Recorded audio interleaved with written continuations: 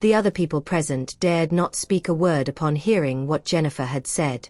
Everyone in Lombard Group knows how infatuated Mr. Tristan is with his girlfriend. This woman is digging her own grave for bad-mouthing his girlfriend. Tristan responded. It seems to me that you're tired of living, Jennifer Whitley. His voice was utterly cold, while his gaze was sharp. Jennifer had never seen him in such a demeanor, but it did not deter her from uttering the following words. What I said is true. If you don't believe me, take a look at this. Just as she was about to fish her phone out of her purse, Tristan called the security guards over. Moving forward, I don't want this woman to appear around me anymore. Throw her out right now, he bellowed. Everyone knew he had lost his temper. The security guards dragged Jennifer out before she could say anything else. Mr. Tristan. Sean walked up to Tristan and said, All right, calm down. It's not worth throwing a fit over a woman like that. Jennifer sure isn't as capable as others claim. Being love-struck caused her to do crazy things. She's practically courting death. Yeah. Come on, let's go and grab a bite. We all can tell how deeply in love Sophie is with you. Jennifer is just trying to sow discord between you two. Just ignore her, Felix chimed in immediately. Others might not know of this, but I've always been around Mr. Tristan, so I know best just how besotted Sophie is with him. No one can ever break them apart. Tristan responded with a deep grunt. While making their way to the restaurant, he decided to call Sophie because he missed her all of a sudden. If it were not for the important conference he had to attend in the afternoon, he would have gone to look for her directly. When Sophie received the call, she was about to return to her condominium after finishing her meal. Where are you? Tristan spoke in his charming voice. His voice seemed to have the power to relax her. I just took my lunch and am returning to the condominium. How about you? Have you eaten? She asked. Aware that Tristan had been busy in the last couple of days, she did not have lunch with him on that day. I'm going to the restaurant now, he answered. All right, enjoy your lunch. I'll be arriving at my condominium shortly. Sophie wanted him to rest during his break instead of talking to her over the phone. After all, he must have been busy the entire morning. Don't hang up first. I want to listen to your voice. I miss you, Tristan said straightforwardly. Sean, Charles, and Felix could not help but look at each other in disbelief. They were amazed that a man like Tristan could be so sentimental. Do all men get mushy when they're in love? Over the other end of the line, Sophie's lips quirked into a grin. Didn't we just see each other in the morning? She asked. It had only been a few hours since they last saw each other. That doesn't mean I miss you less, he replied. I might have only been away from her for less than 4 hours, but I'm missing her already. What else can I do? Sophie, what should I do? I don't think I can survive without you. Tristan would always feel immense pangs of heartache whenever he thought of the possibility of her leaving him. What are you talking about? Why do you sound like you're leaving me? Even if you want to, I won't let you go, Sophie said. I'll never allow that to happen. He let out a soft grunt in response. After listening to her voice, he eventually regained his composure. The feelings she brings upon me are overwhelmingly strong. There's no way I can live without her. Even to the day I die, I will not let go of her. No one can make you leave me. I'll kill anyone who dares to make you ditch me, Sophie declared. There's no way I'll allow that to happen. Likewise, she was just as obsessed with Tristan. How can I ever bring myself to leave him? He's the only man I'll ever love. Stop overthinking, Tristan. We'll always be together. I'll never give up on us. She was not someone who would give in easily. No one can tear us apart. Once again, Tristan grunted softly in acknowledgement. Sophie's reassurance had instantly calmed him down. She's right. No one can break us apart, no matter how hard they try. Her voice sounded again. Have you reached the restaurant? Yeah, we've just arrived. The car stopped in front of the entrance of a pizza place. Enjoy your lunch, and don't let your imagination run wild anymore, okay? Sophie smiled as she spoke. By then, she had entered her condominium after opening the door. Okay. I'll pick you up in the afternoon. Tristan wanted to dine with her later as they had not had a proper meal together for a long while. All right. I have an anatomy class in the afternoon. I'll give you a call once my class is over. You can come and fetch me after that. Sophie felt bad for keeping him waiting all the time. Got it. You should take a nap now, he said. She should get some rest since she's always so busy. An afternoon nap will definitely make her feel better. Sophie replied. Okay. With much reluctance, they ended the call. Sean and the others shook their heads in disbelief. They never thought Tristan would be as love-struck as that. It's crazy to see how clingy he became. After turning around and glancing at the dumbfounded men, Tristan walked away unbothered with the phone in his hand. Why did you guys stop walking? I thought you were hungry. We're not hungry anymore after listening to all your sweet nothings, Charles teased. We must brace ourselves for more public displays of affection whenever we're around him. If that's the case, you should skip lunch instead of wasting food. Anti-food waste is a thing. You know that, right? Tristan uttered. Charles chuckled and caught up with him. Don't worry, Mr. Tristan. Sophie will never leave a man like you, he reassured. Even I wouldn't let him go if I were a woman. Not everyone thinks like you, Tristan responded, but deep in his heart, he believed he had all the qualities every woman looked for in a man, not to mention that he treated Sophie very well. She can't bear to leave me, can she? Even if she does, I'll cling to her and not let her go. But are you not interested in finding out what Jennifer was talking about? Felix was curious. Tristan replied. Why should I? She's just jealous of my relationship with Sophie. I don't understand what she sees in me. You're just asking the obvious. Who in Gypsdale doesn't swoon over you, Mr. Tristan? Charles said. It's as if he doesn't know himself well. I bet most ladies from the prominent families in Gypsdale are dying to marry him. Yet, Tristan found that to be a total nuisance. But their interest in me troubles me. I just want to be happy with Sophie. I don't wish to be disturbed by them. His response rendered Charles speechless. I truly don't know how to reply to that. Any man who has a tough time finding a girlfriend will surely pick a fight with Mr. Tristan for making that remark, even if he knows Mr. Tristan will beat him to a pulp. What exactly did Sophie say to you just now? You seem to have turned into another person after getting off the call with her. Charles asked. I'm not exaggerating at all. Why should I tell you what she said to me? Tristan replied with a smug expression on his face. It's a secret between Sophie and me, which has nothing to do with them. Charles was at a loss for words. Never mind. I shouldn't have asked. Why do I always do this to myself? I know Mr. Tristan won't share anything, yet I simply can't resist asking. Well, maybe I'm just too curious about the dynamics of the relationship between the couple. Meanwhile, Felix burst out laughing. He enjoyed seeing the defeated look on Charles's face. As for Sean, he merely ignored them and kept walking into the restaurant. It was already lunchtime, and he was famished. Tristan, too, could not be bothered to entertain the two men further, and continued making his way into the pizza place. Why are you laughing? Nothing about this is funny. Charles's embarrassment turned into anger. After a pause, he continued. I'm just curious. What's there to be curious about? Haven't you been dating women the whole time? Felix continued to tease his friend. However, most of Charles's dating experience happened in bed. Charles rolled his eyes at Felix and started ignoring him. Are these guys really my friends? Why are they all so heartless?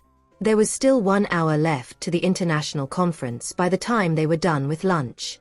Tristan got into the car and said to the other 3 men, I think you guys should take a walk back. It's good to exercise after eating. Hold on, Mr. Tristan. The conference is starting soon. Where are you going off to now? Charles asked, feeling speechless. I'm going to meet Sophie for a while. Tristan could not help but feel like something was missing from not being able to see her at noon. As such, he decided to head back and take a look. Felix was stumped for words. Is he serious? Does he really need to do that? It has only been a few hours since they last saw each other. I can't believe he's doing this, even though time is so tight. Mr. Tristan, we don't have much time left. It would be too tiring for you to rush to and fro, Sean said disapprovingly. It's not as if Sophie would run away. Why must he be in a hurry to see her now? That's enough. You guys should go back to the office and just let me be. Tristan drove off after saying that. He simply wanted to see her, even if it was just for a second, even if they did not get to do anything else. Gosh. Mr. Tristan must have gone crazy. What spell did Sophie cast on him? How did he become like that? Exactly. This lovesickness is just too scary. What should I do? I am suddenly missing Isabel. Should I go meet her for a while too? Felix realized that he had not been a dutiful boyfriend. I should be learning from Mr. Tristan. Charles slung his arm around Felix's neck and dragged him along. Hold your horses, and stop trying to agitate the two of us. So what if they have girlfriends? It doesn't give them the right to take a dig at us. I wasn't trying to agitate you. I do miss her, okay? Besides, I won't waste my energy trying to make you feel bad, Felix said with a grin on his face. He was in an exceptionally good mood as he and Isabel finally got together officially. As such, he could not be bothered to argue with Charles. Meanwhile, Sophie woke up from a 40-minute nap and realized that someone was in the living room. When she stepped out of her room to take a look, she was surprised to see Tristan. Don't you have another conference in the afternoon? Why did you come home? She asked. Due to his extremely packed schedule, they did not have lunch together that day. Noticing that she was awake, Tristan spread his arms wide open. I just missed you so much suddenly. It was such a strong longing. I came home because I wanted to see you. Sophie glanced at the time and saw that it was already 2 in the afternoon. I have to attend my anatomy class now. But I have to go to class now, she said as she hugged the man. A second later she asked, Tristan, did something happen today? She could not help but wonder if something had happened without her knowing, causing him to behave that way. Tristan wrapped his arms tightly around her as he replied, No, nothing happened. Everything went on smoothly. I just miss you so much all of a sudden. With that, he planted a kiss on her forehead. When Sophie heard his words, her heart skipped a beat. This man knows exactly what to say to tug at my heartstrings. The next moment, she kissed Tristan's lips. It was a passionate kiss. Both of them were losing themselves in the romantic exchange, finding it impossible to stop. I don't feel like attending the conference anymore. At that moment, Tristan realized he was easily charmed by her. Even if she did nothing, he would still find himself drawn to her and intoxicated by her attractiveness. Sophie panted softly while leaning against his chest. With an indulgent smile on her face, she replied, Don't go if you don't feel like going. Sean and the others will be there anyway. As long as Sean's present, nothing will go wrong. She had absolute confidence in Sean's abilities. Sean, it seems like you think very highly of him, Tristan remarked. She hasn't spoken so highly about the rest before, and yet, she seems to be always singing Sean's praises. Yeah. Apart from you, he's second to none in his abilities. Besides, Sean is a very calm person who does everything in an orderly manner. Even though Sophie was speaking the truth, Tristan could not help but feel slightly upset. How could you pay attention to another man? Naturally, he was also aware of how outstanding Sean was. What's that? Are you jealous? Sean is a close friend of yours. Don't worry. I won't fall for him. Men and women can admire each other without having romantic feelings for one another, can't they? I'm not jealous. I just don't like you paying attention to other men. Tristan trusted Sophie completely. Let's go.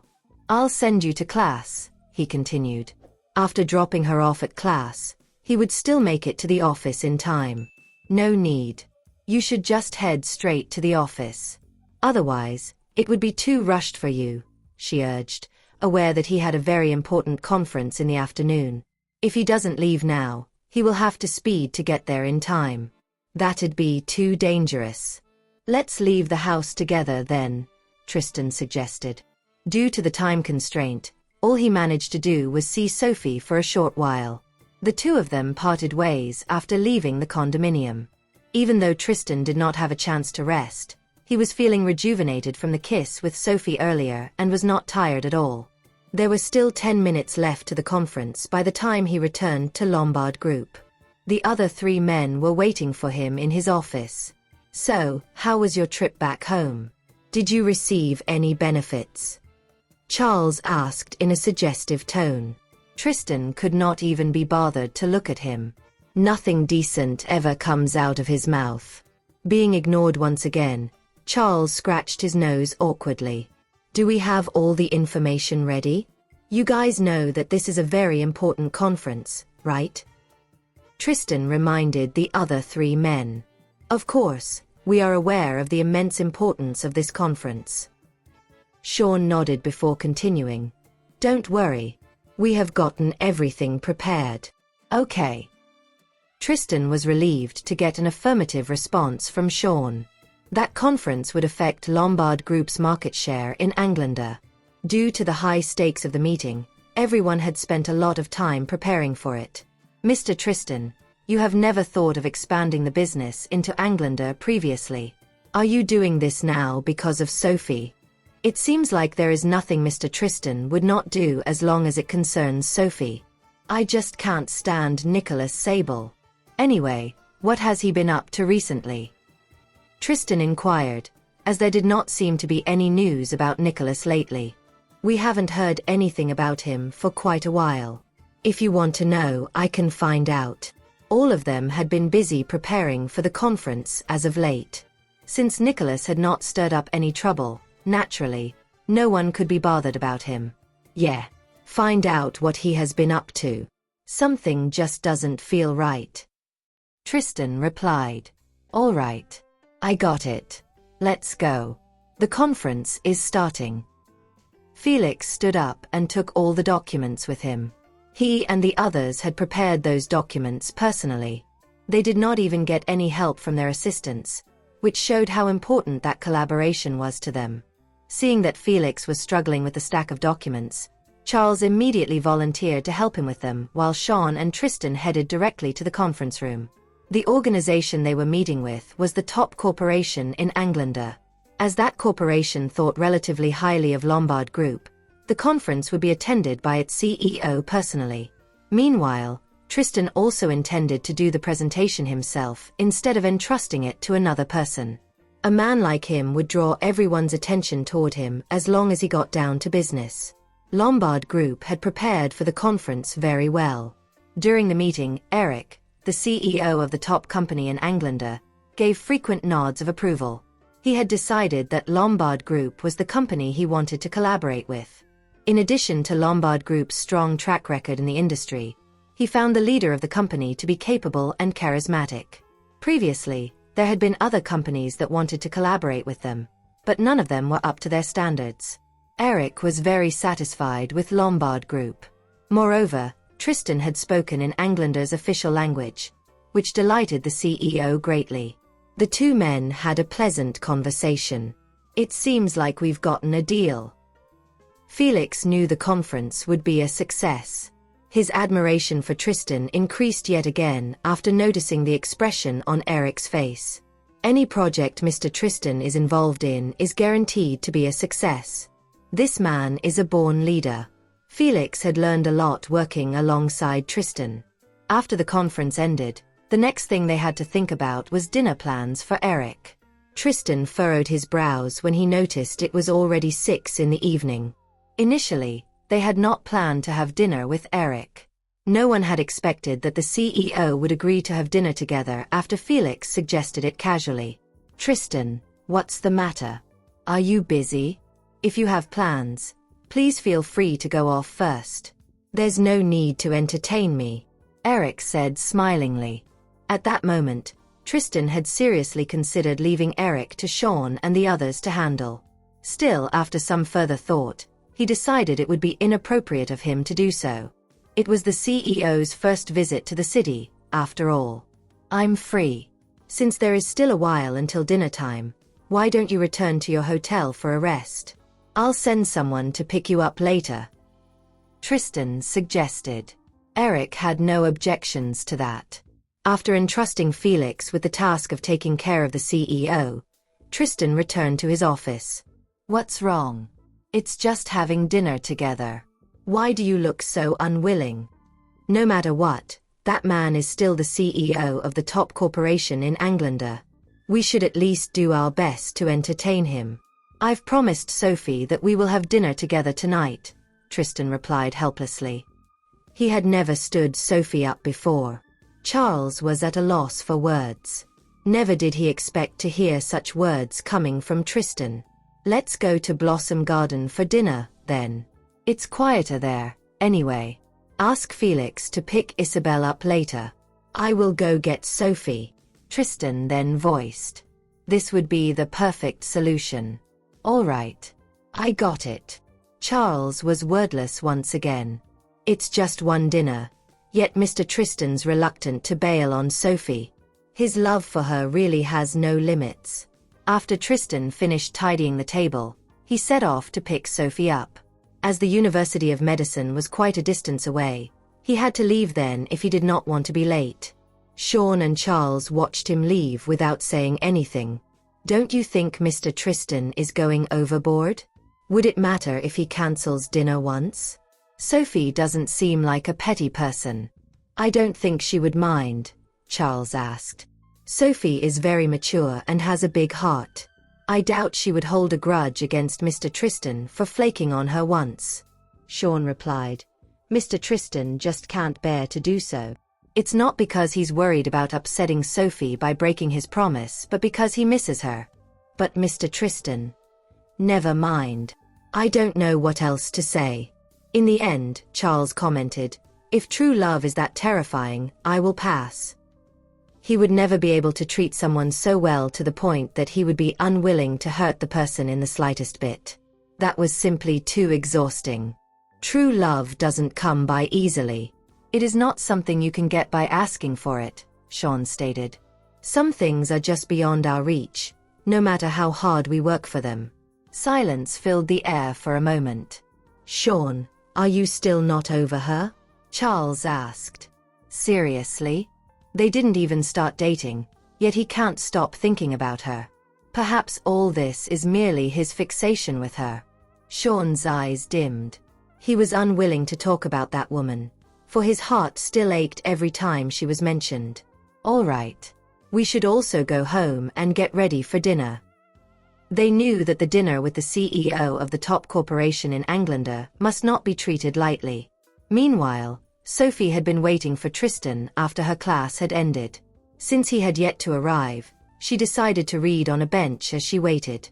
Several guys who walked past her wanted to chat her up, but they ended up only watching her from afar as none of them dared to approach her.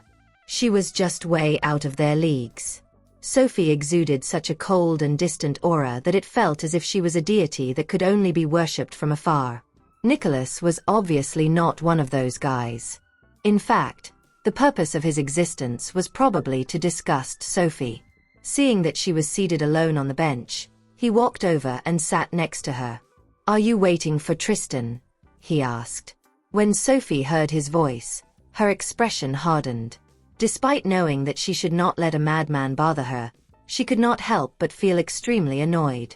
Nicholas, it's time for you to return to Englander.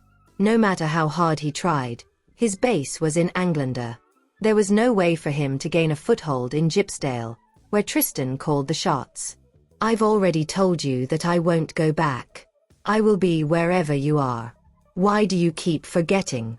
Nicholas sighed. I'm not even asking her to go back to Englander with me. Instead, I'll stay here to be by her side.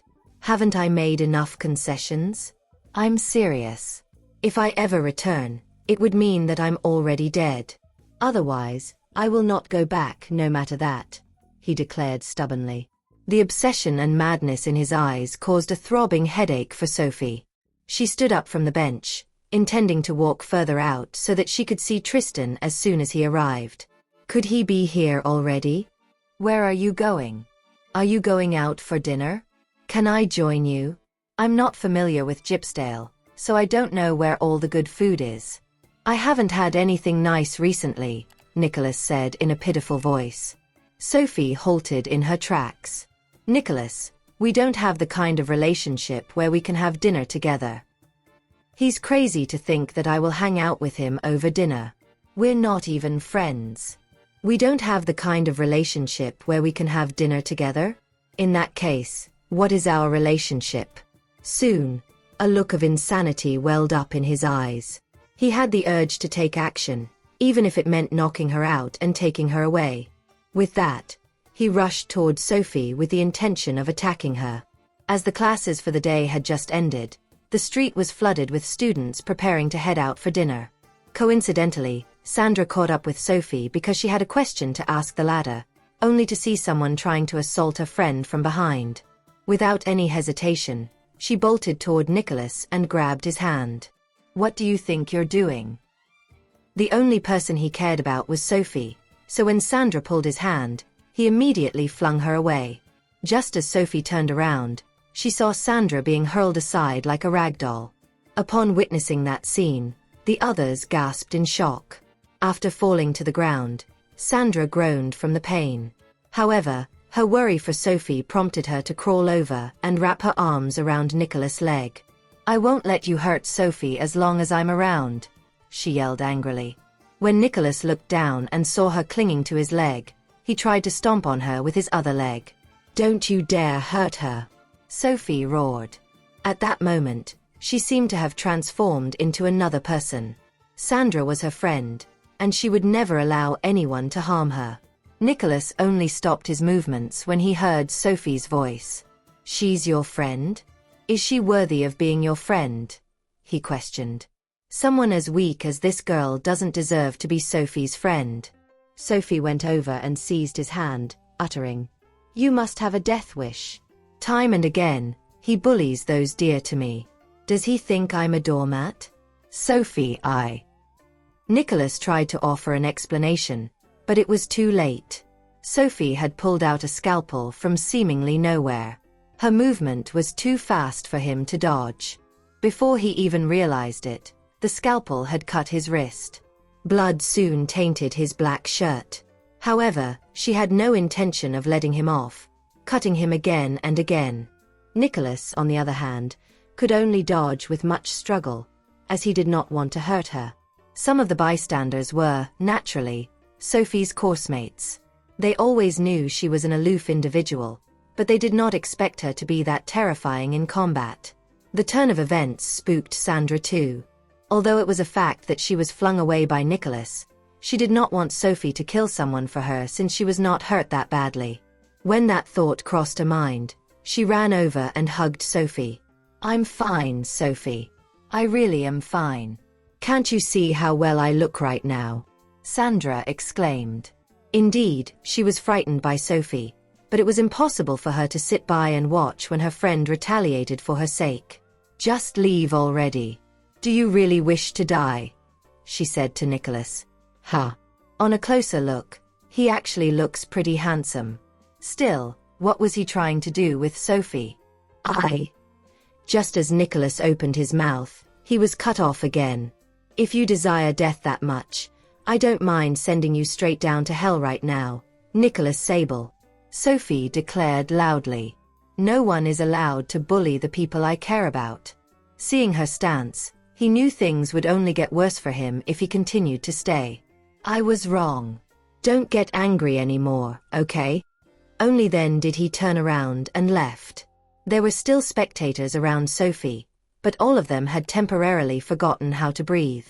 Meanwhile, Sophie turned to face Sandra. Are you all right? Don't do anything foolish like that again. No one can hurt me. Sandra's an idiot too. How can she possibly be a match for Nicholas when she doesn't even know how to fight? Who is he, Sophie? He's so handsome. The moment Sandra saw Nicholas' face, she felt her heart flutter. However, their encounter was anything but lovely. In response, Sophie held Sandra's face and spoke in a serious tone. Sandra, the only good thing about that guy is his handsome face. His temper is obnoxiously vile. You're free to like anyone but him. Do you understand? He's my enemy. Sandra crimsoned. What are you saying?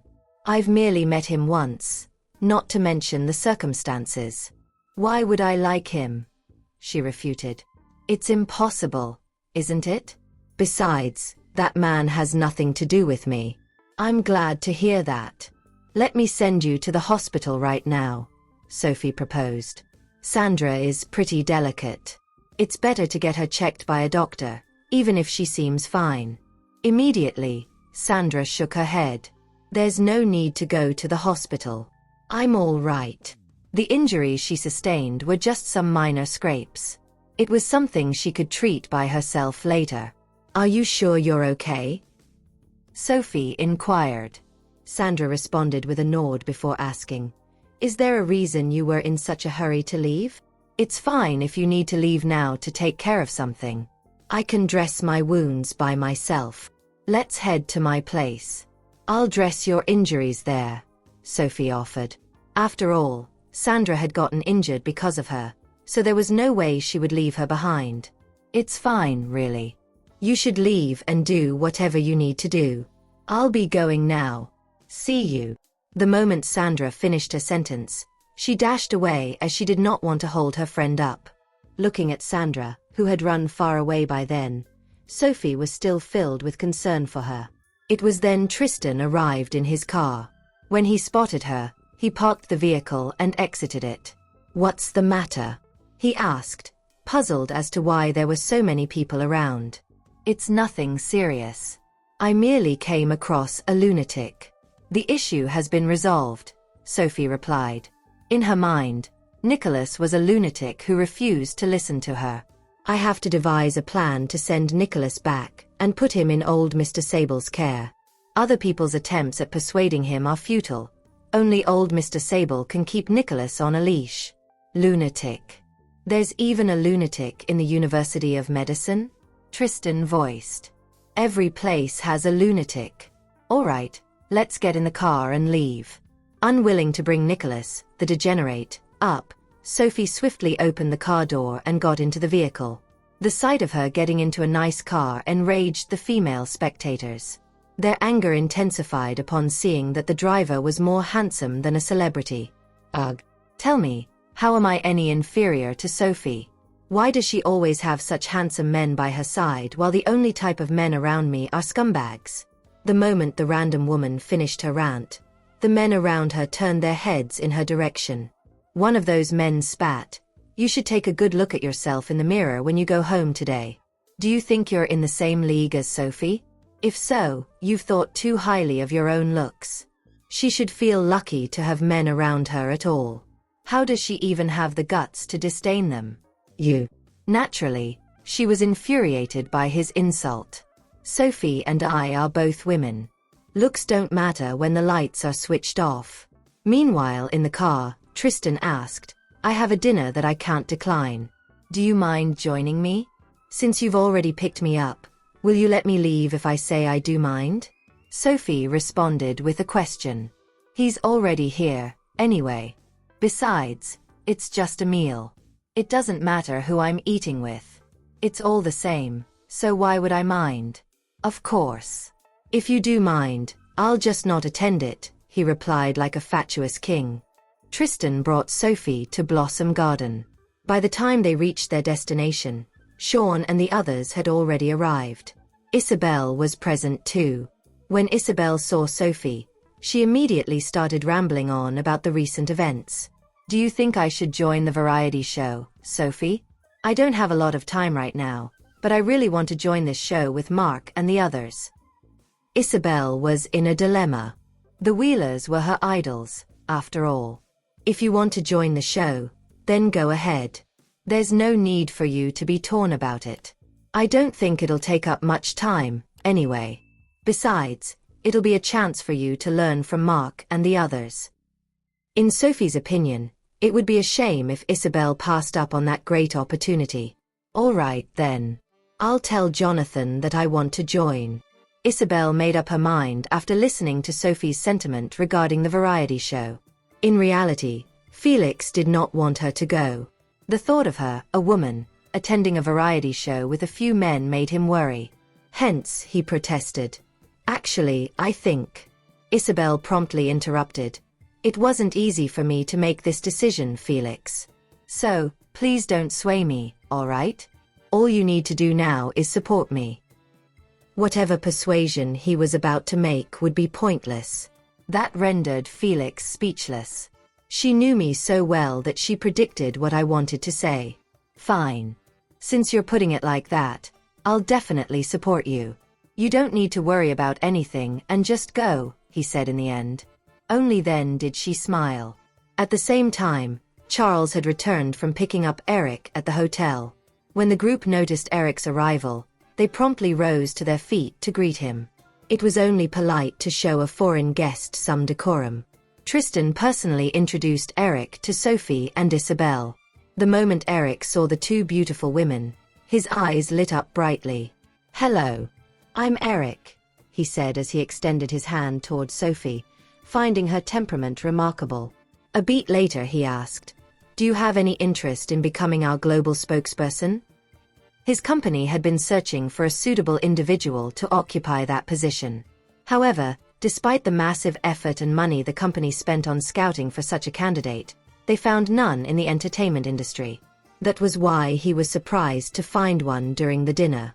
As for Sophie, she had already gotten used to scenarios like those. Still, she politely shook Eric's hand. Nice to meet you, Mr. Eric. I'm Tristan's girlfriend. Thank you for your kind words. However, I'm not a celebrity. It's fine. There's no rule saying only celebrities can be a spokesperson. Your appearance and temperament suit our brand perfectly. May I suggest you consider my offer seriously? Eric requested emotionally. He never thought he would find the perfect candidate in such a place after a long search. Let's have dinner first, Eric. It's time to eat. Tristan interrupted their conversation. Anyone with a pair of eyes could tell that Eric admired Sophie. However, it was time for dinner, which should take priority over any other matter. Besides, no one could force Sophie to do anything she did not want to. All right, let's dine first. After busying about for the whole afternoon, Eric was feeling pretty hungry. I always hear that the food in Chonea is delicious. Finally, I have the chance to eat authentic Chilean dishes today. Truthfully, he was quite the glutton. He very much enjoyed eating delicacies from different countries. When he saw the delectable dishes on the table, he temporarily pushed his thoughts on various matters to the back of his mind and dug in. Isabel sat next to Sophie and said, I knew you're suited for the entertainment industry. You should have joined when I told you to. Look, you only needed to show up to receive a valuable endorsement. It's something that many people can't get, no matter how hard they try. Let's just eat, Sophie urged. Jobs like those truly did not interest her, especially when she very much enjoyed her current life. She did not want to become a public figure and expose herself to everyone. Okay then. Isabel was aware that no one could change Sophie's mind once the latter had made a decision. A moment later, Tristan put some food on Sophie's plate. You should eat more. You've gotten even thinner lately, he said gently. Sophie already loses weight easily, yet, for some reason, she has become thinner, which pains me to see. I know. You should eat too, Sophie exhorted. He always tries to take care of me whenever we're together. The corners of Eric's lips curved even higher when he witnessed the couple's interaction. He was also a profoundly affectionate man, and he still loved his wife dearly, even after 20 years of marriage. You love your girlfriend deeply, huh, Tristan? He remarked. Lifting his head, Tristan replied, That's right. I love my girlfriend deeply. She's the only woman I'll ever have in my life and my one true love. There's a phrase in Chonea that describes our relationship, which is a couple for life. Eric bobbed his head repeatedly as he listened on. Tristan's words further strengthened his resolve to work with him. He liked Tristan a lot. At that moment, Eric lifted his glass. I think our collaboration this time will surely be very successful. It was apparent the collaboration would be fruitful because all 4 men present at the dinner were the cream of the crop, not to mention that they worked together.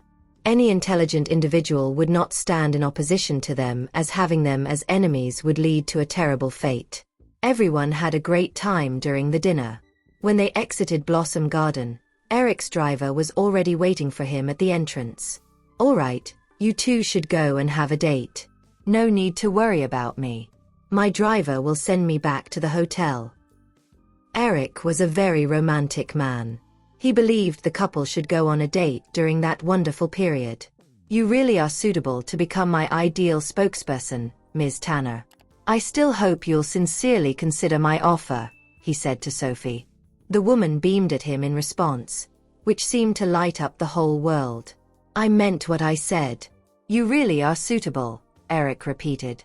Since I'm collaborating with your boyfriend, why not see it as lending me a hand?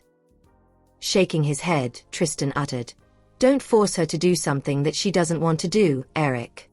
Even though Eric was an important person, he would not allow him to pressure Sophie into doing something she had no interest in. Very well, then. I just really like Ms. Tanner's image. In Eric's mind, she was a little fairy. Her appearance and temperament are simply superb. After seeing Eric off, Charles could not help but blurt, It's not that bad becoming their spokesperson. The pay is high. Eric had an exceptionally high standard. Not everyone could catch his eye. Since he took a liking to Sophie, Charles reckoned she could give it a shot. Tristan turned his gaze toward Charles, instantaneously shutting the latter up. In response, Charles rubbed his nose. Mr. Tristan dotes on her way too much. I don't lack money, Sophie clarified. Again, Charles found himself to be at a loss for words. I can't believe anyone in this world has the nerve to utter that sentence matter-of-factly. Just how rich is she? Still, no one would complain about making more money. When Isabel noticed Felix's similarly dumbfounded expression, she giggled at him. All right. Let's head home. Tristan was also feeling a little tired after toiling away for the entire day. He did not want to waste any more time outside. Meanwhile, Jennifer, knowing that Tristan was not going to give her a chance to speak no matter what, went straight to the Lombard residence. Tristan may not be willing to meet me, but I bet old Mr. Lombard will. As expected, the Lombard residence's housekeeper brought her to the living room and asked her to wait there for William's return. When Jennifer thought of William's reaction after she presented the pictures to him, she felt exhilarated. It was not until 8:30 in the evening that William returned home. He had a meal with a few officials of Chon Aea earlier. It was because they wanted to thank him for handing over the national treasure to the country. As soon as he entered the house, he found Jennifer waiting for him. The fact that she was around at such an hour only served to displease him. Why are you here, Jennifer? His attitude toward her seemed to have become much colder than before. You should have informed me of your visit beforehand. You must have waited here for a very long time. My purpose for visiting you today is to talk about Sophie with you. I don't think she's a simple, innocent woman, old Mr. Lombard. I'm genuinely worried she would hurt Mr. Tristan, Jennifer responded. I know you've always liked Tristan, Jennifer. However, you already saw how much Tristan loves Sophie. Nothing can change his mind on the matter, so I think you should just give up. Since nothing she does can change the situation, she should learn to accept reality. Jennifer certainly did not expect him to say that. However, she continued with her plan. I only have Tristan's best interest in mind, old Mr. Lombard. You'll understand once you see this. Without delay, she placed the stack of photos in front of William. Those photos showed Nicholas' attempt at asking Sophie for her hand in marriage. While William had no idea who Nicholas was, he could recognize Sophie in the pictures. His expression turned a little grim. Can't she behave herself now that she's dating Tristan? Noticing the change in his countenance, Jennifer became gleeful. She said, "To be honest, I was originally going to give up, old Mr. Lombard. However, when I saw her behavior, I felt that I couldn't give up.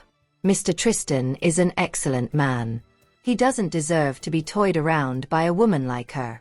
I'm sure you don't want to see Tristan like this too. The Lombard family is a prominent and respected family in Gypsdale. You can't have a woman like her destroy your family's reputation, can you?" Every single word she uttered was her attempt to paint herself as being genuinely concerned with the Lombard family's well-being. Not a hint of her ulterior motive was mentioned. "I hear you, Jennifer. You can go back now." William did not express a clear stance on the matter because he knew just how much Tristan loved Sophie. If he tried to break the couple apart, it would only make things worse. Jennifer spoke. "Old Mr. Lombard, William promptly cut her off. "All right, that's enough, Jennifer. I'm tired. You should go home now." Despite her reluctance, she had no choice but to leave. "I'll come to visit you another day, old Mr. Lombard. Take care." When Sarah returned, she bumped into Jennifer. Jennifer still treated Sarah very politely, greeting her by saying, "You're back, Sarah." Her appearance at the Lombard residence flummoxed Sarah. This is odd. It's been a while since she last visited the Lombard residence. Why is she here today? After exchanging a few words with Jennifer, Sarah entered the house. When she saw William sitting on the couch with a somber expression, she put down the item in her hand and sat next to him. "What's the matter? Did Ms. Whitley come over to tell tales again?" By then, Sarah was certain that Jennifer was the cause of her father's bad mood. Jennifer really doesn't know how to give up. Sure, there's nothing wrong with liking someone, but when that person tells you clearly he doesn't like you and already has a girlfriend, what's the point in clinging to him? "Sarah, do you think Tristan will listen to me if I ask him to break up with Sophie?" William inquired seriously. A brief silence ensued as Sarah wondered why her father was thinking about breaking up the couple again. Why the sudden change of tune? "I thought his opinion of Sophie had changed rather substantially recently." "What exactly did Jennifer say to you, Dad?" Sarah asked. "Jennifer's undoubtedly the root cause of the problem." William sighed. "While Sophie did help me find the national treasure I've been looking for, I still don't think she's worthy of being with Tristan. After all, she was born into the Tanner family, and there were many rumors about her in the past."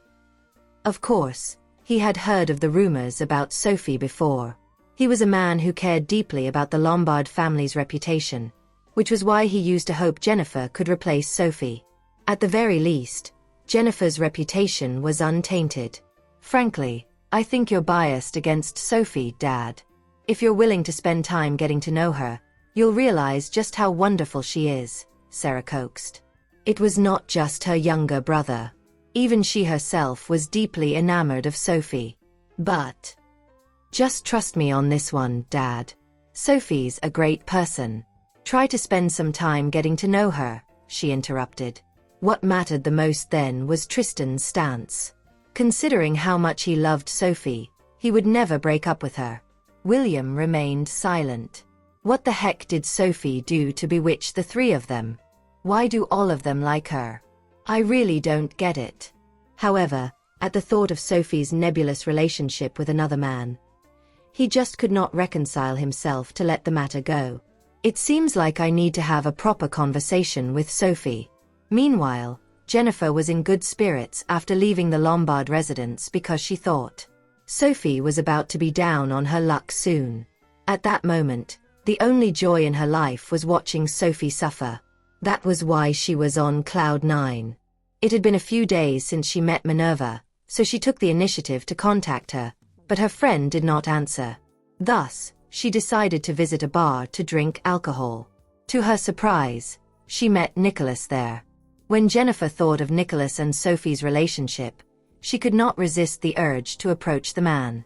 "If I can team up with Nicholas, Tristan will definitely break up with Sophie. Hello, my name is Jennifer Whitley. I think we can work together." Despite being aware of how terrifying Nicholas was, she could only resort to striking a deal with someone like him in order to get her hands on Tristan. As long as this plan succeeds, any sacrifice I make will be worth it. The handsome man was enjoying an alcoholic beverage. When he heard her voice, he told her to scram without raising his head. He had no interest in any other women because the only one he wanted was Sophie. My name is Jennifer Whitley, Nicholas. Don't you love Sophie? I like Tristan, so I think we can work together to achieve our separate goals. Jennifer did not beat around the bush, as she knew he would ignore her if she did not elucidate her intention. When Nicholas heard Sophie's name, he finally lifted his head. It's you. Nicholas lifted his head as he recalled who the woman was with a sinister smile on his lips. The smile added a mysterious allure to his handsome features. It seems that you have yet to learn your lesson. You must hate Sophie so much that you plotted to hurt her. Nicholas didn't mince words. Of course I hate her. Do you like Tristan? Why would I like my rival in love? I'm not stupid. Nicholas got up from the swivel chair to choke her by the neck. You aren't worthy of working with me. He applied so much pressure on Jennifer's neck that she couldn't breathe at all. I don't mind killing you if you already have a death wish. Remember, never plot against Sophie. Haven't you checked my background? You should know who I am. Nobody has the right to harm Sophie. I wouldn't even permit myself to do that, let alone this damned woman. By that point, Jennifer couldn't even utter a single word. She felt as if she was about to die as she tried to pry the man's arm off her neck. Given his enormous strength, she couldn't remove his arm. The other people around them were visibly shaken by what they saw. While a few of them tried to approach Nicholas, the men in black blocked their way, preventing them from advancing any further. As things went, they were about to witness a murder when Alex intervened in time. We're in Gypsdale, Mr. Nicholas. It wouldn't be the most prudent to be involved in a murder. He saw no problem killing Jennifer, but he figured that doing that then and there would be a hassle. A savage smile tugged on Nicholas' lips, making people shudder in fear. In the next instant, he released Jennifer. Be gone. Roll your way out of here. Listen well. Roll out. Otherwise, things won't end with a mere car crash. Nicholas retrieved a gun from his person. Everyone in the bar was stunned upon laying eyes on the gun. None dared make a sound, terrified that the man might vent his anger on them. Jennifer's whole body went limp after having lost all strength, so she collapsed on the floor and panted heavily the moment Nicholas released her. She wouldn't have realized how nice it was to be able to just breathe if she hadn't been suffocated. Yet, Nicholas dropped the bomb before she snapped back to her senses. It was humiliating for her to roll out of the bar in everyone's presence, but when she saw the sinister look in Nicholas' eyes, she knew she might lose her life if she didn't. She abhorred Sophie even more. This is all because of Sophie. If it wasn't for her, I wouldn't have gone through all that I had gone through today. With that, the daughter of the prestigious Whitley family rolled out slowly. Everyone in the bar gawked at how easily she relented. The fact that the prideful Jennifer Whitley ended up like that was a huge disappointment to them. Let's go back, Mr. Nicholas. They would have a rough time if Tristan found out that they were in Gypsdale, seeing that Nicholas had made a huge ruckus. Nicholas went outside. His mood improved tremendously after he dealt with the arrogant woman. All the while, Jennifer hid in a corner. Now, she would tremble at the sight of Nicholas. He's a demon. He fancies Sophie, so he will never give up on her given his personality. No matter what would happen between them, she wanted Sophie to die a gruesome death. It would be best if someone got rid of Sophie's remains after that. Sophie arrived at the lecture hall early in the morning. Simon was already waiting there, and he approached her merrily upon noticing her. I bet you haven't had breakfast, Sophie. Have some of this that I bought for you. He had driven for more than half an hour to the Crown to buy her breakfast. Ever since Simon had helped Sophie, she had become more tolerant of him. I already had breakfast. Have you had yours, Sandra? Sophie asked Sandra, who was sitting next to her. Not yet. I came too early this morning, so I have yet to have breakfast. Sophie pushed the food that Simon offered her to Sandra. Simon didn't seem to mind that. Sophie, can I ask you something about dissection? It has been troubling me for some time. Knowing how skilled Sophie was, he figured that getting some tips from her during lessons would be of tremendous help to his future. Sure. Sophie had gotten used to that. Stick close to Sandra. Ask her if you have any questions and only come to me if you still don't understand. Sophie didn't have much time, but she was willing to make some for the two of them. Okay. Thank you, Sophie. Simon was happy. He had always known that he wasn't good at studying, which wasn't something that concerned him before that. After all, his father was the hospital director, so he would definitely be inheriting the position. However, he figured after meeting Sophie that he should still study hard, or else he might ruin the hospital when it was handed over to him. He wouldn't allow that to happen to him, so he had made up his mind to study hard. Greta had arrived too. She felt uncomfortable upon noticing how nice Simon was to Sophie. Simon was her ideal choice in terms of looks and background, which was the reason she spent so much time on him. However, Sophie had beaten her to it, and she was unhappy about that. Greta was pretty, and girls from her class were envious of her too. Greta, look at Simon. He must have fallen for Sophie. The girl who spoke was happy to see Greta's dilemma, for the boy she fancied had taken a liking to Greta instead of her. Greta clenched her fists upon hearing that. Is that so? She didn't say anything else and left the lecture hall directly. The air in there felt suffocating. Even though she had liked Simon for a long time, he had not even spared a glance at her. But look at Sophie. He's so loyal to her even though she has done nothing to deserve that. Sandra noticed Greta leaving and also heard what the other girl said, so she reminded Simon, "You can stick with us, but you better deal with the admirers around you and don't get Sophie into any trouble. She hates drama." Sandra knew Sophie's personality well after spending so much time with her. Geez, I don't know what to do anymore. She never gives up even though I've made it clear that I don't like her. I feel you. Sophie could sympathize with how he felt. When the others heard what the two said, they were rendered speechless. That's true. It makes sense for a girl like Sophie to have plenty of admirers.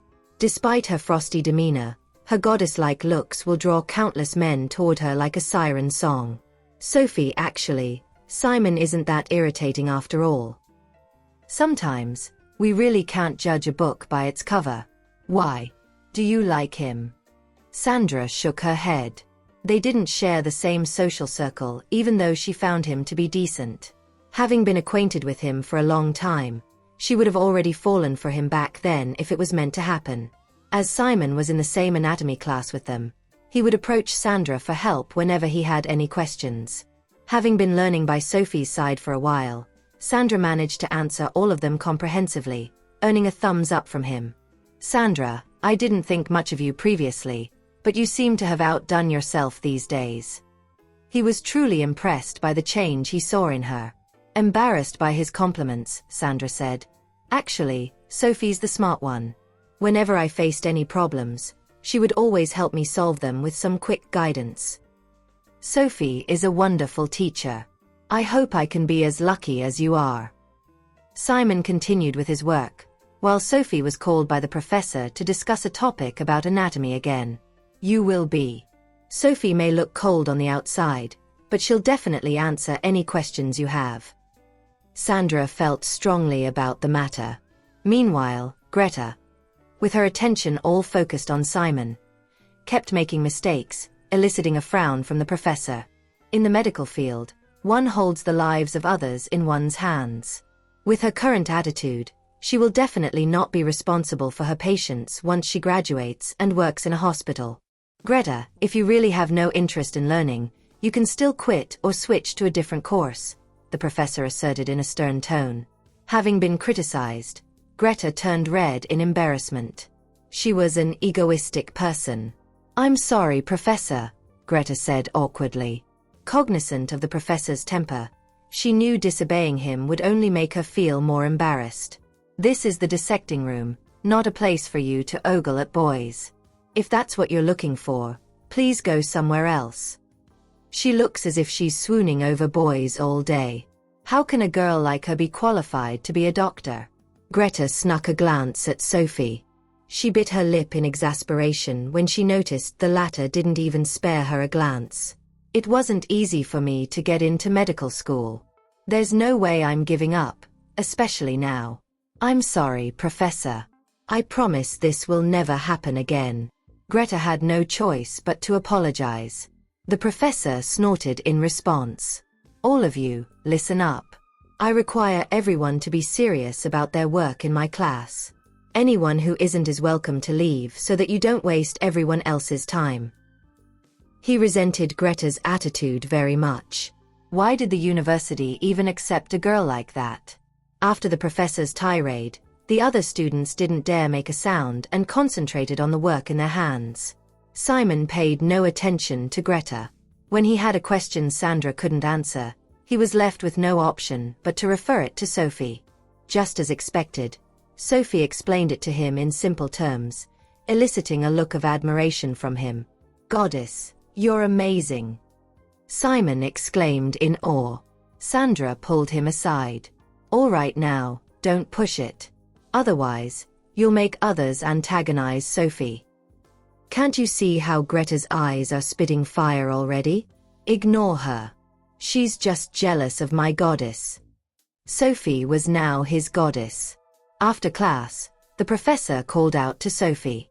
"Sophie, I'm going to publish a thesis soon. Since you have been a big help to me, I'll be adding your name to it." The paper would be published in the medical industry top journal. With Sophie's name appearing on it, securing a job in the future would be a walk in the park. The professor had given the honor, coveted by many others, to Sophie, which proved how much he liked her. "Professor, I don't need it. My own paper is about to be published too. You should reserve it for someone who needs it more." In response to Sophie's words, Sandra grabbed her hand and said excitedly, "Sophie, do you know how prestigious that medical journal is? This isn't just an ordinary thesis too." When she saw how thrilled Sandra looked, Sophie replied flatly, "I really don't need it. Professor, why don't you add Sandra's name to it? Are you sure you don't need it?" Her reaction wasn't what the professor expected. He had assumed she would be delighted. "I figured my thesis would appear in the same edition, so I don't need my name added to yours." What? Even though the professor was aware of Sophie's brilliance, he was surprised that she, despite being a freshman, could have a thesis published in the most prestigious medical journal in the world. "I've received a confirmation that my thesis will be included in the upcoming issue," Sophie repeated. The professor, Sandra, and Simon were all at a loss for words. They were shocked by how far ahead Sophie was. If they were to compare themselves to her, they would end up wondering if they were nothing but retards. "All right then. I'm sorry to have bothered you." The professor didn't know what else to say. Indeed, Sophie is a genius. One who has no peer. Even after the professor was gone, Simon and Sandra still hadn't snapped out of their shock. Sophie couldn't help but furrow her brows at the sight of both of them gaping. "What's wrong? Do you not believe what I just said?" Sandra shook her head at once. "Of course not. Even if you tell us you're from a different planet right now, we have no reason to doubt you. Her capabilities are so amazing that it's hard to believe. And yet, it does exist in real life." Simon nodded without hesitation. "I agree. You guys, forget it. I should keep a low profile going forward before I mess with their minds any further." Upon leaving the academic building, they were greeted by the sight of Greta charging at them with a bottle in hand. From the look on her face, it was clear that her intentions were malicious. "Sophie, stop where you are. That face of hers is what she uses to seduce other men, and I'm going to destroy it today." "Oh no." She's holding concentrated sulfuric acid in her hands. Sandra's expression drastically changed. Greta has gone mad. Sophie cocked an eyebrow. Does that lunatic have a death wish? In the heat of the moment, Simon rushed forward to shield the two ladies. They would definitely be disfigured if the acid struck them. "Simon, get out of my way." It's all her fault. If it wasn't for her, you wouldn't have ignored me. Greta had been upset about this. Greta, are you crazy? Do you know what you're doing? What does my lack of interest in you have anything to do with them? You should calm down. What you're doing now is illegal. Do you realize that? Simon was overwhelmed with frustration. Didn't I make it clear to her before? There's no way I'll ever like her.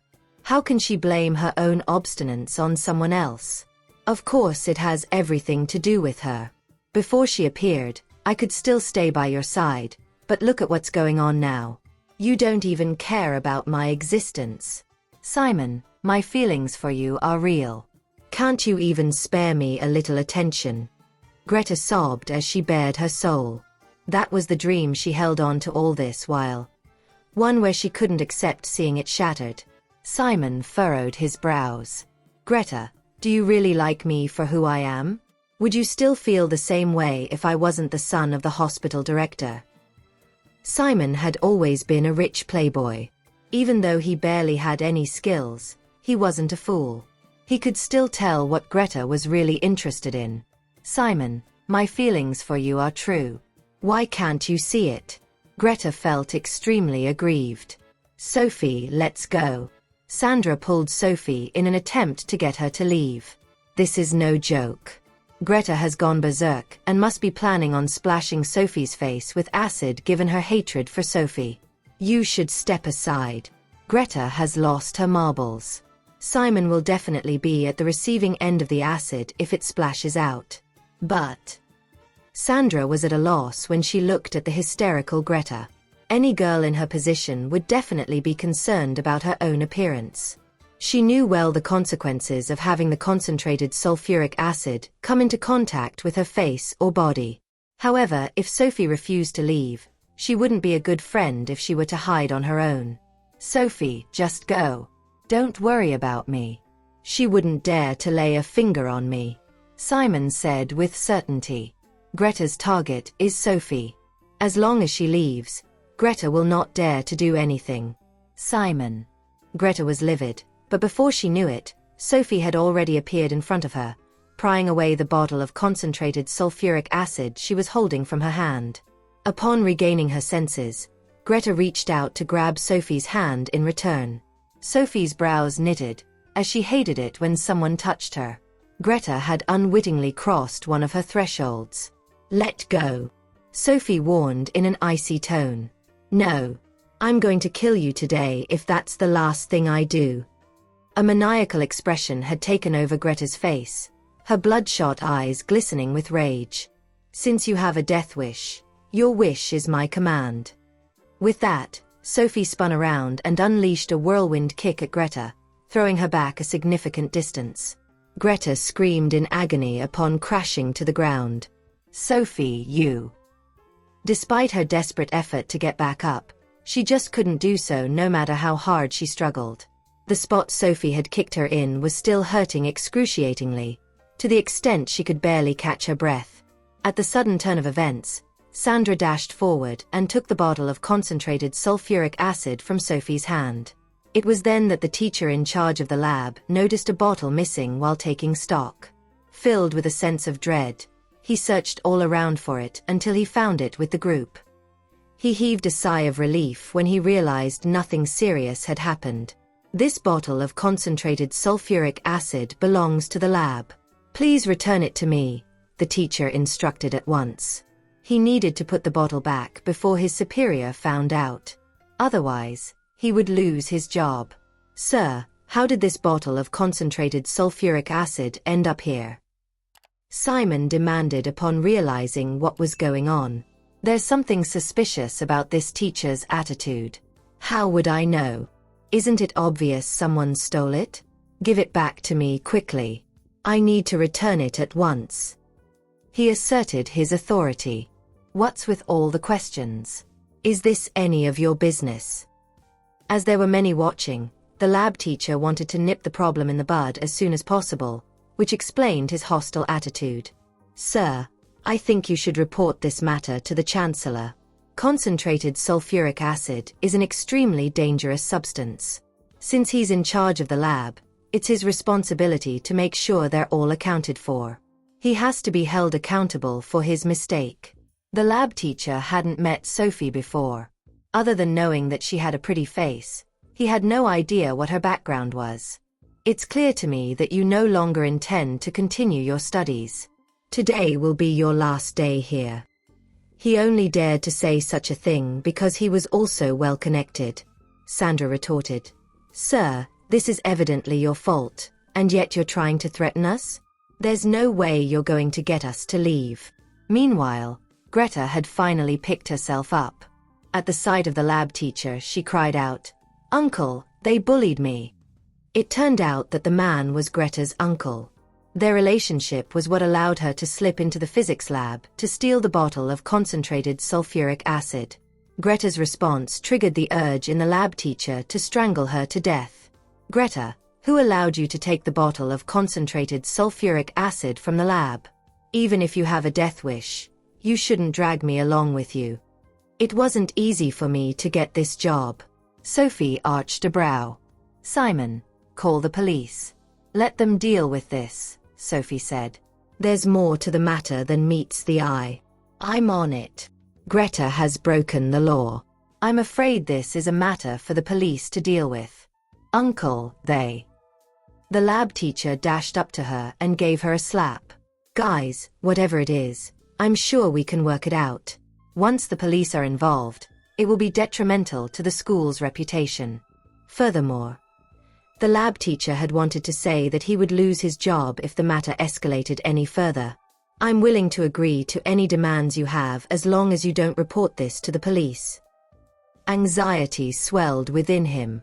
Sophie responded with a snort. We don't need anything from you. Call the cops. I am not going to waste any more time on this.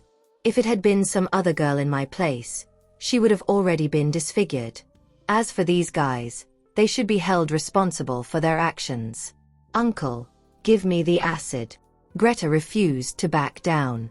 Since I'm going to prison, I might as well disfigure Sophie. Rage ignited within the lab teacher.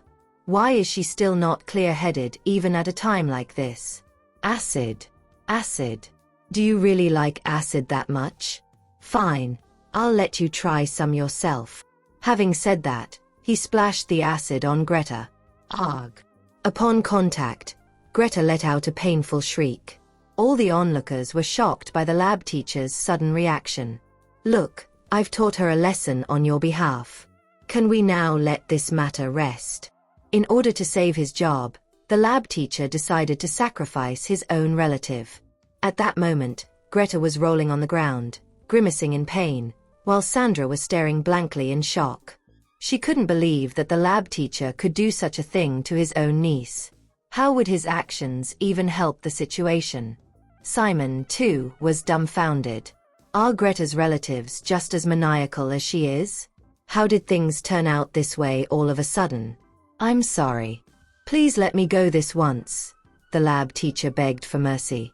The whole time, Sophie took in the scene with a frosty gaze. She didn't even see the plot twist coming. There's something wrong in his head. How can the matter be resolved this way? The way he thinks is surprisingly different from everyone else. Simon, what are you spacing out for? Call the cops. The messier the situation, the greater the need to bring in the authorities. When the police finally arrived at the scene, they sent Greta to the hospital at once. One of her hands was decaying from being burnt and looked terrifying. The lab teacher, Sophie, and her friends were brought to the police station for further investigations. Fortunately, there was a surveillance camera at the scene which allowed the truth to be quickly revealed. After recording their statement, the police let Sophie and her friends go. Sandra breathed a sigh of relief the moment they came out of the police station. Simon, you should just stay away from us from now on. The women by your side can be really frightening. Indeed, jealousy could drive a woman to lose her mind. Simon was bereft of speech. It's not like I wanted this to happen. Even I had no idea Greta was a closet lunatic. I'm sorry. If it wasn't for me, none of you would be here at the police station, Simon apologized. Nevertheless, I still hope to be your friend. Sophie is such an amazing person. As long as I follow her, I'll definitely make something out of myself. The incident isn't your fault. There's no need to blame yourself. It's all on Greta and her alone. Let's go. I'll treat you guys to a barbecue to help you forget the trauma. Simon felt the girls deserved a treat after the harrowing experience. All right. I love barbecue. Sandra was also of the opinion that Simon wasn't at fault, so she had no qualms about going along. Both of you go ahead. My boyfriend is picking me up. Tristan had rushed over the moment he learned that Sophie was at the police station. It wasn't until he saw that she was fine that he let out a sigh of relief. As he approached her, his attention was focused on no one else but her. Are you all right? How did you end up in the police station? Tristan asked with concern. It's no big deal. The matter has already been dealt with. Let's go home now. That was the first time Simon had met Sophie's boyfriend. Awed by the sight of him, Simon couldn't help but feel ashamed at his initial urge to pursue Sophie. The thought of his superiority complex earlier caused him to blush in embarrassment. Sophie's boyfriend is truly an epitome of masculinity. No wonder Sophie isn't interested in me. Compared to him, even I wouldn't choose myself, Simon mumbled, eliciting a laugh from Sandra. I'm glad you have no illusions of grandeur about yourself. Sandra, now that there's only the two of us, let's have a barbecue. Sophie's boyfriend probably won't be joining us. Sure. Sophie, we're going off now. Sandra bids Sophie farewell before leaving together with Simon. It feels expensive to have a barbecue with only 2 people. But Simon is paying, so it's all right. Let's go. I'm hungry too. Sophie hadn't eaten yet. Okay. Tristan opened the door for her to get in before driving to the Crown. He knew it was her favorite restaurant. Upon their arrival, he led her straight to his private room, where the manager welcomed them. Once he had ordered, he dismissed the manager. What in the world happened? Her refusal to tell him anything only served to intensify his worries. He preferred her to keep him informed. A girl has a crush on the guy you met just now. He confessed to me previously, and out of jealous rage, the girl attempted to throw concentrated sulfuric acid on me. Sophie related the matter concisely. Concentrated sulfuric acid? Tristan's expression drastically changed. He confessed to you? Does that kid have a death wish to try to snatch my girl from me?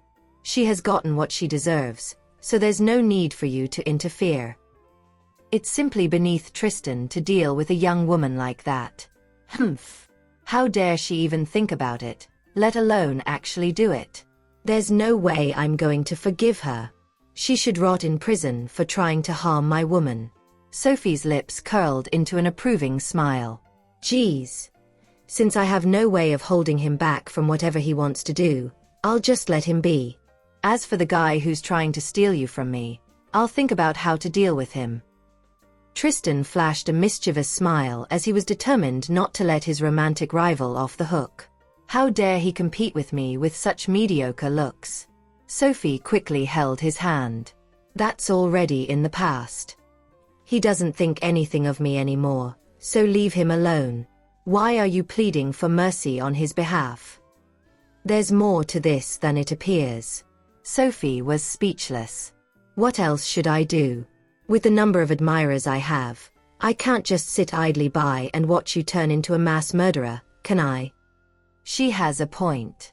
There are just too many people infatuated with her. What am I going to do? Going forward, I'm not going to let you leave my side so that the whole world knows you're mine. That way, no one will dare to have any designs on you. Just the thought of her legion of admirers from Gypsdale University and the University of Medicine was enough to make his heart ache. Having so many guys coveting his woman was just a torment to him. Overwhelmed by his emotion, he settled her down on his lap. What do you think? His childish expression triggered a smile from her. She leaned in to give him a reassuring kiss. Thank you for listening. If you have enjoyed this story, please like and share so others can see it too. Also hit the subscription button and notification bell so you can be notified on our next release. Thank you for your support. God bless you.